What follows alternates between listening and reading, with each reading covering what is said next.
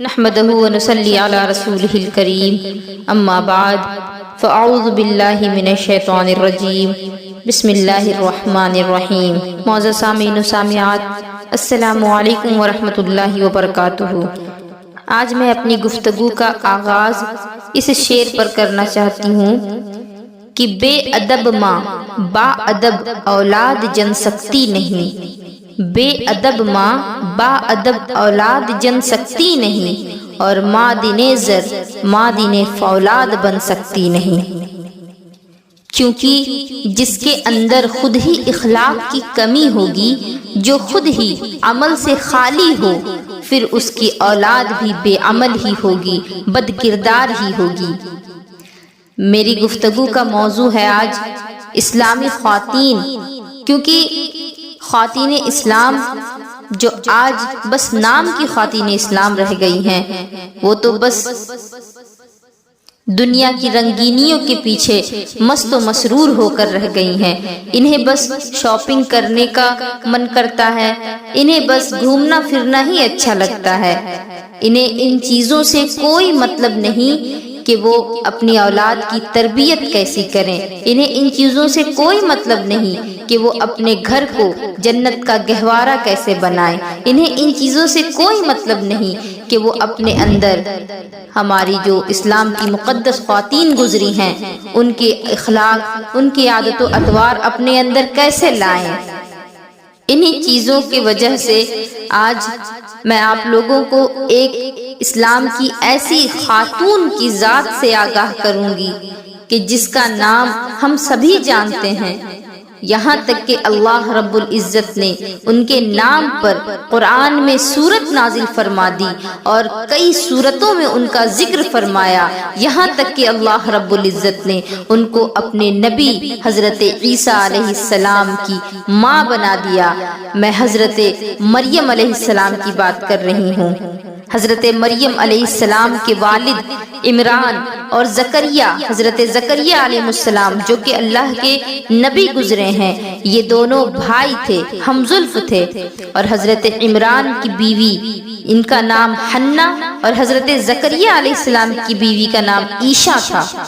حضرت مریم کی ماں یعنی حضرت حنا ایک زمانے تک ان کو اولاد نہ ہوئی، یہاں تک کہ بڑھاپا آ گیا اور مایوس ہو گئیں، اور یہ خاندان ایرو غیروں کا خاندان نہیں تھا، ایسے ویسوں کا خاندان نہیں تھا، بلکہ یہ خاندان صالحین کا تھا، نیکوکاروں کا تھا، یہ سب لوگ اللہ کے مقبول بندے تھے۔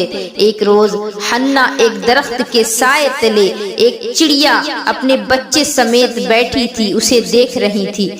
یہ دیکھ کر آپ کے دل میں اولاد کا شوق پیدا ہوا اور اللہ رب العزت کی بارگاہ میں دعا کی کہ یا رب، اگر تو مجھے بچہ دے تو میں اس کو بیت المقدس کا خادم بناؤں، اس کو تیری خدمت کے لیے حاضر کر دوں، اس خدمت میں اس کو لگا دوں۔ چنانچہ اللہ رب العزت نے ان کی دعا سن لی، اور جب وہ حاملہ ہوئیں تو انہوں نے یہ جو نذر مانی تھی یہ اپنے شوہر یعنی حضرت عمران کو بتائی، تو انہوں نے فرمایا کہ یہ تم نے کیا کیا؟ اگر لڑکی ہوئی تو وہ اس قابل نہ ہوگی، کیونکہ اس زمانے میں لڑکوں کو خادم بیت المقدس کے لیے رکھا جاتا تھا، اور لڑکیاں ان کی جو پریشانیاں ہوتی ہیں، نسوانی پرابلمز جو ہوتی ہیں، اس کی وجہ سے مردوں کے ساتھ ان کا اٹھنا بیٹھنا جو ہے وہ صحیح نہ ہونے کی وجہ سے تم اس بچی کو بیت المقدس کی خدمت کے لیے کیسے وقف کر سکتی ہو؟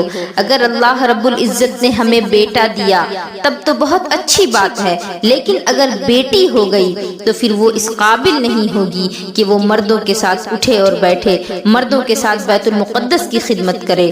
اور وضع حمل سے پہلے یعنی حضرت مریم کی ولادت سے پہلے ان کے والد حضرت عمران کا انتقال ہو گیا، اور حضرت حنا کے یہاں لڑکی پیدا ہوئی، اور اللہ کے فضل سے ایسی لڑکی پیدا ہوئی جو فرزند سے زیادہ فضیلت رکھنے والی، جو 1000 بیٹوں سے زیادہ افضل تھی۔ یہ صاحبزادی حضرت مریم تھی، اور اپنے زمانے کی عورتوں میں سب سے خدمت کے لیے وقف کر دوں گی۔ لیکن آج کل کی ماؤں کو کیا ہو گیا ہے اللہ بہتر جانے۔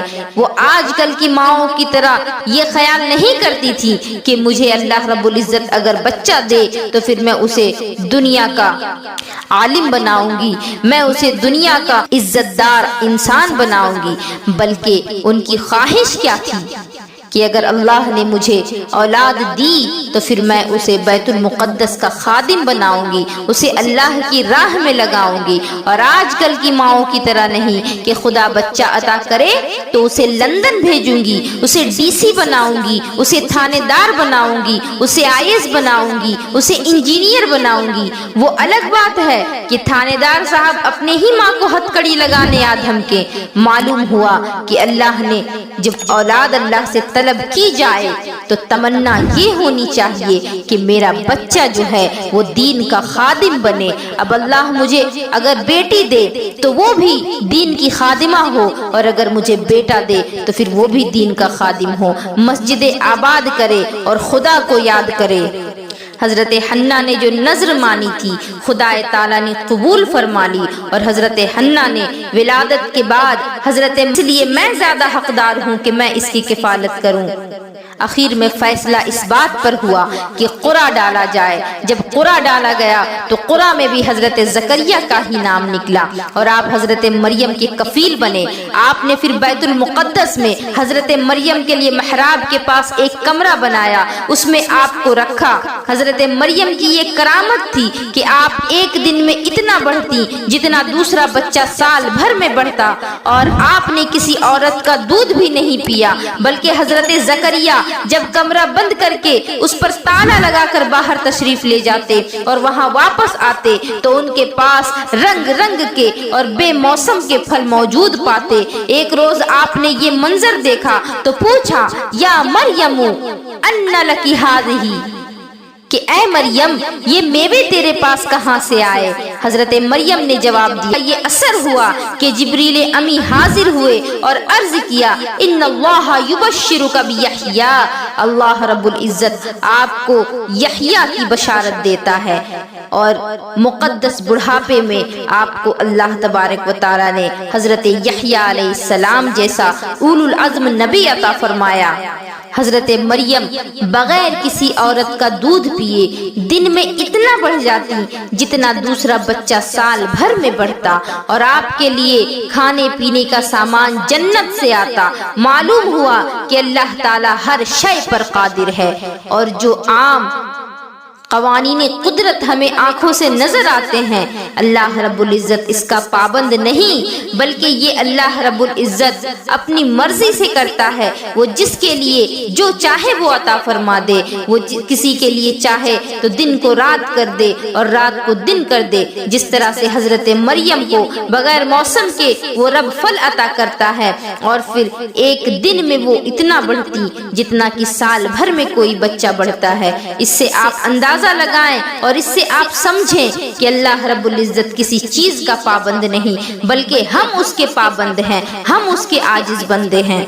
وہ جو چاہے کر سکتا ہے، وہ اپنے بنائے ہوئے قانون کے خلاف بھی کر سکتا ہے۔ اس کا ایک قانون یہ بھی ہے کہ اس نے جو پہلے سے قانون بنا رکھا ہے اس کے برخلاف وہ کچھ کر دے۔ اور یہاں یہ بھی معلوم ہوتا ہے کہ اللہ رب العزت اپنے خاص بندوں کی خاص تربیت فرماتا ہے، اور یہ بھی معلوم ہوتا ہے کہ جہاں کسی اللہ کے نیک بندے کے قدم لگ جائیں اس جگہ پر وہ تاثیر پیدا ہو جاتی ہے کہ وہاں جو بھی دعا مانگی جائے اللہ رب العزت قبول فرما لیتا ہے۔ اسی لیے تو حضرت زکریا نے جو دعا فرمائی اس پر قرآن نے کہا ہنالک دعا زکریا ربہ، کہ اسی جگہ پر حضرت زکریا نے دعا مانگی۔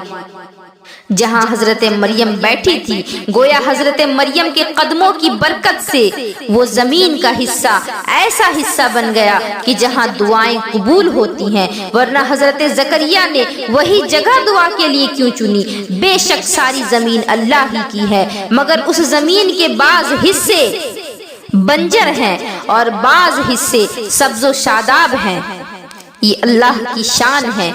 वो किसी जमीन को चाहे तो सब्ज़ शादाब कर दे और किसी जमीन को चाहे तो बंजर रेगिस्तान कर दे। उसी तरह अल्लाह रब्बुल इज्जत अपने बंदों में से कुछ बंदों को खास कर लेता है, कुछ बंदों को चुन लेता है और फिर उनके कदम जिस जगह पर लग जाएं उस जगह को भी वो फजीलत हासिल हो जाती है कि वहाँ जो दुआएं की जाएं वो दुआएं कबूल होती हैं।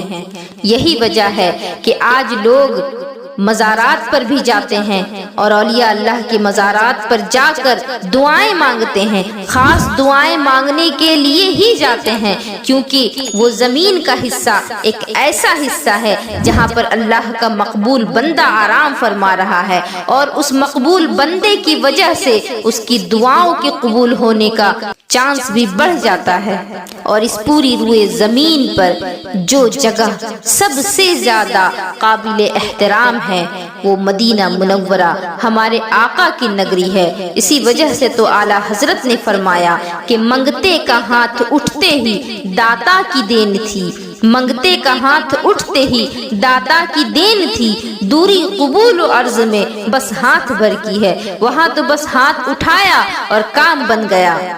मैंने शुरू में आपको एक शेर सुनाया था जिसका मतलब ये था कि माएँ अगर नेक होंगी, परहेजगार होंगी, बाअमल होंगी तो उनको औलाद भी वैसी ही मिलेगी। अब आप देखें हजरत मरियम किस कदर पारसा, किस कदर नेक खातून थी कि उनको बैतुल मुक़द्दस की खिदमत के लिए रखा गया। और फिर जाहिर सी बात है जब खातून इतनी मुक़द्दस होगी, जब उसकी ज़ात इतनी बाबरकत होगी कि उसके लिए जन्नत के मेवे आते हों, जिसके लिए अल्लाह रब्बुल इज़्ज़त ने बेमौसम के फल भेजे हों, तो फिर जाहिर सी बात है कि उसकी औलाद भी नेक होगी। और यही वजह है कि अल्लाह रब्बुल इज़्ज़त ने हज़रत ईसा अलैहिस्सलाम को हज़रत मरियम के शिकम से पैदा फरमाया।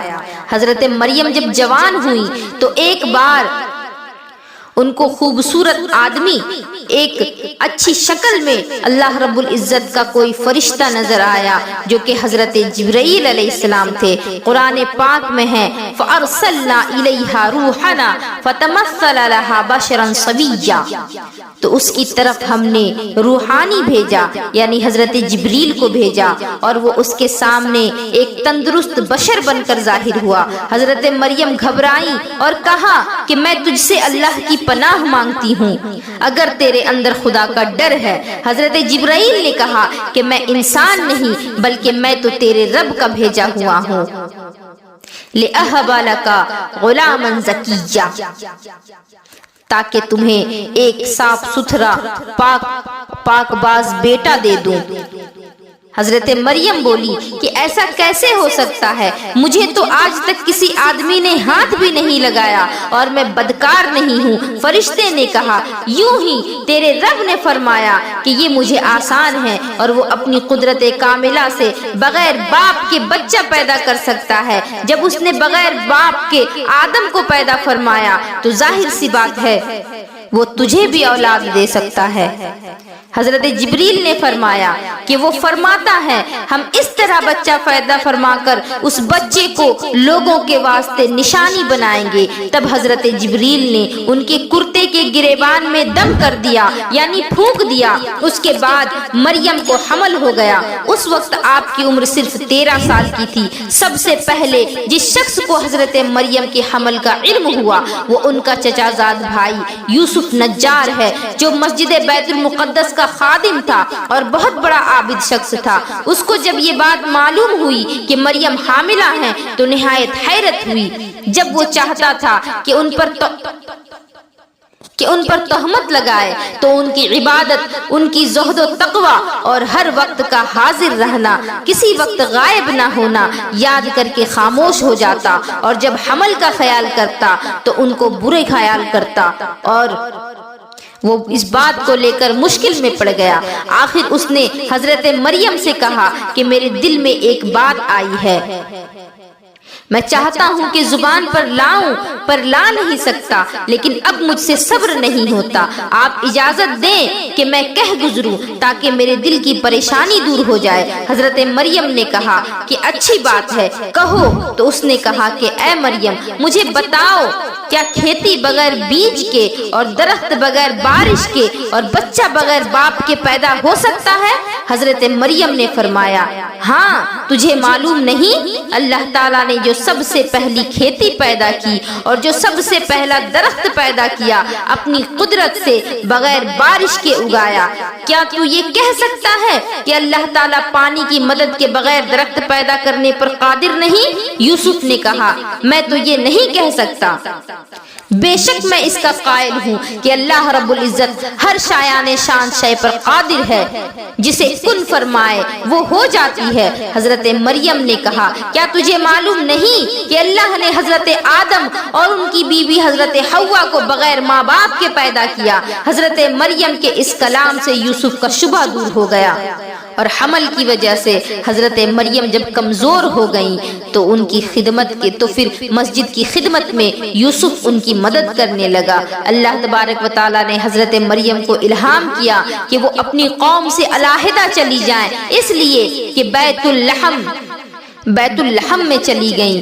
فجاءها المخاض الى جذع النخلہ، پھر اسے درد ذہ ایک کھجور کی جڑ میں لے آیا۔ اس کھجور کا درخت بالکل خشک ہو چکا تھا، اور یہ ایک ایسی دور افتادہ ویران جگہ تھی جہاں پانی کا نام و نشان نہ تھا، نہ کچھ کھانے کا سامان تھا۔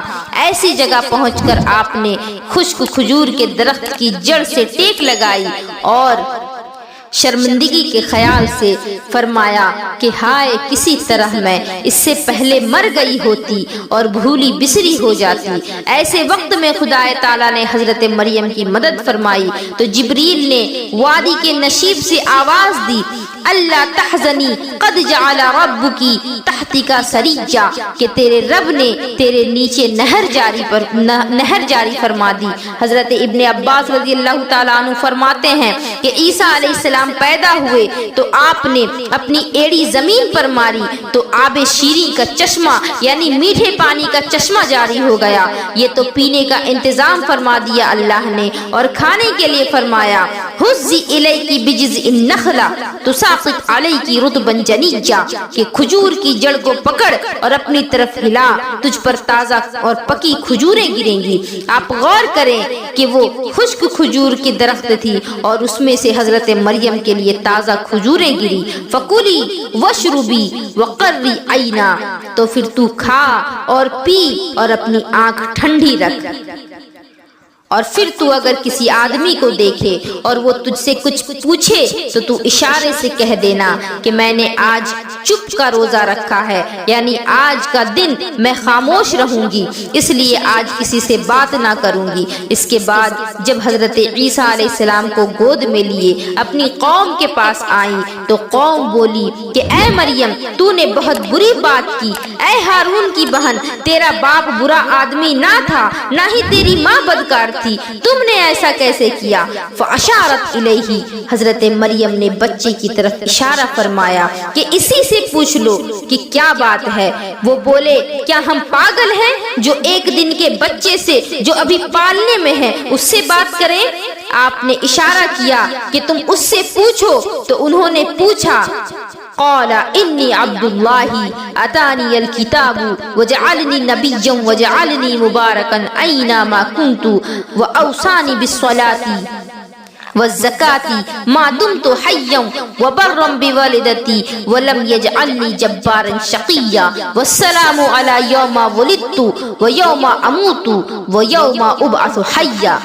حضرت عیسیٰ علیہ السلام پہلے ہی روز بول اٹھے کہ میں اللہ کا بندہ ہوں، اس نے مجھے کتاب دی، مجھے نبی بنایا اور مبارک بنایا، میں کہیں ہوں، اور مجھے نماز اور زکوٰۃ کی تاکید فرمائی جب تک میں زندہ رہوں رہوں اور اپنی ماں کے ساتھ اچھا سلوک کرنے والا رہوں اور مجھے زبردست بدبخت نہ کیا، اور سلامتی ہو جس دن میں پیدا ہوا اور جس دن وصال ہو اور جس دن دوبارہ اٹھایا جاؤں۔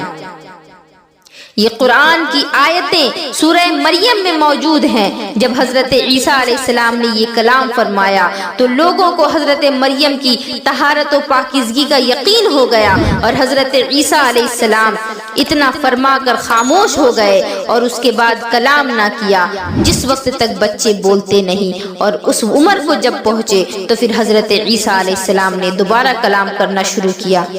معزز سامعین و سامعات، آپ قرآن کے اس سورے سے سبق حاصل کریں کہ اللہ رب العزت نے حضرت مریم کو بغیر باپ کے بچہ عطا فرمایا، اور یہ اس کی قدرت کاملہ کی نشانی ہے کہ وہ اپنی قانون کو بدل دیتا ہے۔ ماں باپ دونوں کے ہوتے ہوئے اگر بچہ کسی کو پیدا نہیں ہوتا تو پھر وہ افسوس نہ کرے، اس بات پر رنجیدہ نہ ہو اور نا امید نہ ہو، کیونکہ وہ رب جو بغیر ماں باپ کے آدم کو پیدا کرنے پر قادر ہے، وہ رب جو بغیر باپ کے عیسیٰ کو پیدا کرنے پر قادر ہے، تو پھر آپ اگر اللہ رب العزت سے سچے دل سے دعا کریں تو پھر انشاءاللہ العزیز اللہ رب العزت آپ کی دعائیں خالی نہیں لوٹائے گا، آپ کی دعائیں رد نہیں جائیں گی۔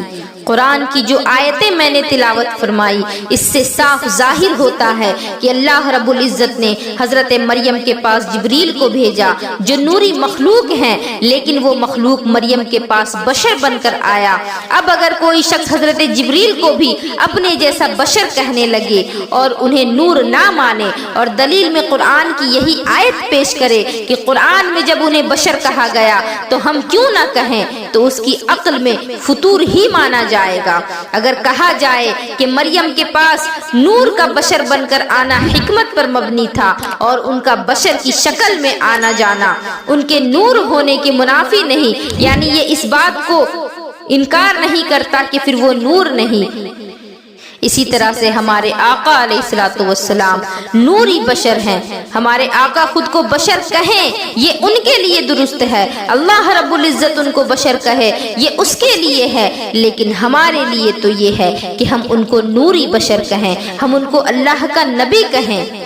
ہمارے بزرگوں نے کہا ہے کہ اگر ایک عورت سنور جائے گی، ایک عورت سدھر جائے گی اور ایک عورت دین کی تعلیم حاصل کر لے گی تو پھر وہ پورے معاشرے کو سدھارنے کے لیے کافی ہے، وہ پورے معاشرے کی تشکیل کر سکتی ہے، کیونکہ ایک عورت جب وہ اپنے گھر کا ماحول درست کرے گی تو پھر اس کے ذریعے سے، اس کے گھر والوں کے ذریعے سے اگل بگل کا ماحول بھی درست ہوگا، اور اس طرح سے ایک پورا معاشرہ جو ہے وہ اسلامی طور طریقے میں ڈھل جائے گا۔ اسی وجہ سے آج کا بیان خصوصی طور پر خواتین کے لیے ہے کہ خواتین اس پر عمل کریں اور اپنے آپ اپنے اندر عمل کا جذبہ پیدا کریں، اور جو ہماری اسلام کی خواتین، جو مقدس خواتین گزر چکی، ان کے نقش قدم پر چلنے کی کوشش کریں۔ صرف نام کے آگے سیدہ فاطمہ کی کنیز یہ ٹائٹل لگانا ہماری نجات کا ضامن نہیں، بلکہ ہماری نجات اسی وقت ہو سکتی ہے جب اس ٹائٹل پر ہم عمل بھی کریں، جب حضرت سیدہ فاطمہ کی کنیز ہونے کے دعوے کے ساتھ ساتھ ہم اس پر عمل بھی کریں۔ وآخر دعوانا ان الحمد للہ رب العالمین وما علینا الا البلاغ۔ السلام علیکم ورحمۃ اللہ وبرکاتہ۔